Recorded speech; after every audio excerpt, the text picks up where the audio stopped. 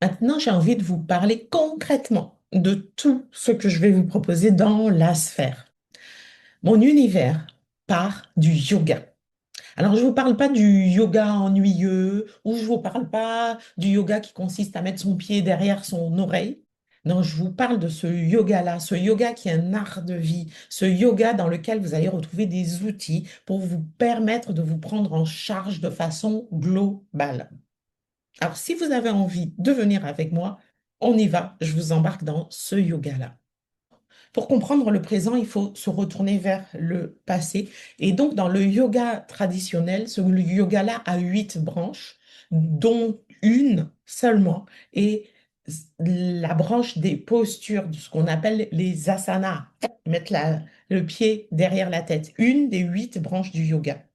Donc, ces 8 branches-là montrent que déjà tout est relié et que le yoga va donc nous permettre, avec ces 8 branches, avec ces 8 outils, une exploration de l'être dans sa globalité.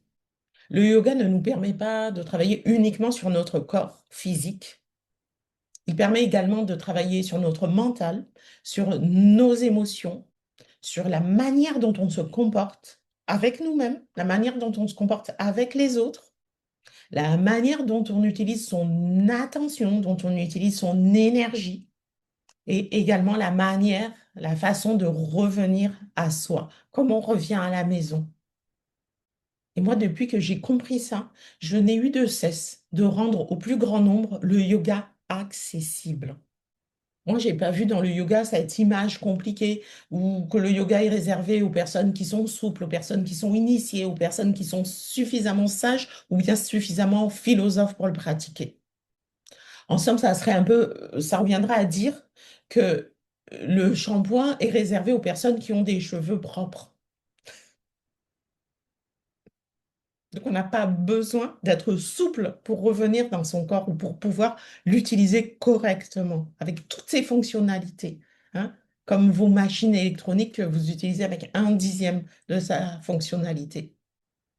On n'a pas besoin de se nommer yogi pour apprendre à respirer correctement avec la machine.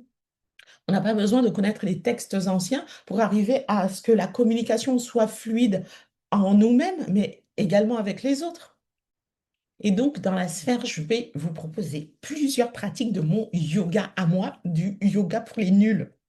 Il y aura des pratiques de hatha yoga avec des séances de posture, avec des séances de méditation, avec des séances de relaxation, avec des séances également, où on va intégrer des outils comme les mudras, qui sont des sauts avec les mains énergétiques.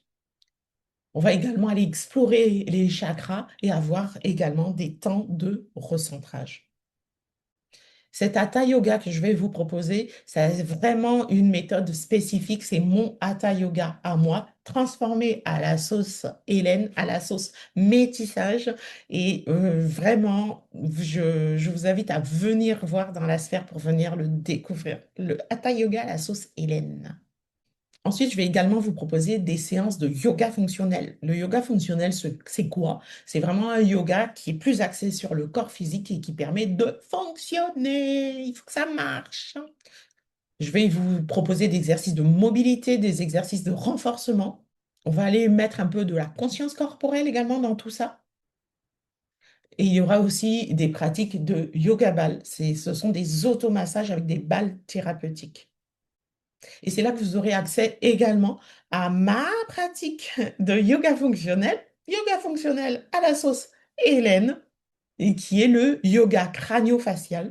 Le yoga crânio-facial, c'est le yoga fonctionnel plus spécifique de la tête, de tout ce qui est à l'intérieur d'une tête bien pleine. Vous avez un cerveau, c'est, si je vous le souhaite, une langue, mais également toutes les structures osseuses du crâne, le cou également, extérieur, intérieur, donc ça veut dire les muscles, les fascias et tout ça. Et puis également le haut du corps, hein, et parfois ça peut même descendre jusqu'aux pieds avec le yoga crânio-facial. Donc tout ce qui concerne la sphère crânio-faciale, comment ça fonctionne. Et j'ai oublié le principal, les mâchoires, avec tous ces problèmes qu'on peut avoir avec les mâchoires. Et une fois que vous serez dans la sphère, une fois que vous aurez l'opportunité de découvrir mon univers dans la sphère, vous pourrez gambader, errer, explorer. Il y aura vraiment rien de rigide. Un jour, on peut avoir besoin de bouger. Un jour, on peut avoir besoin de se poser.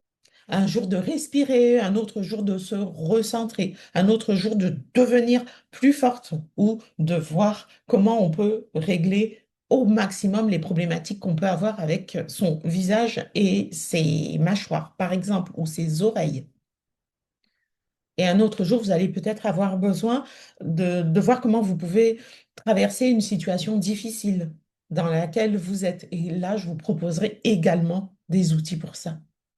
Et donc, je vous l'ai déjà dit, c'est ça mon univers. C'est réunir les sphères de l'être et vous rendre votre sourire.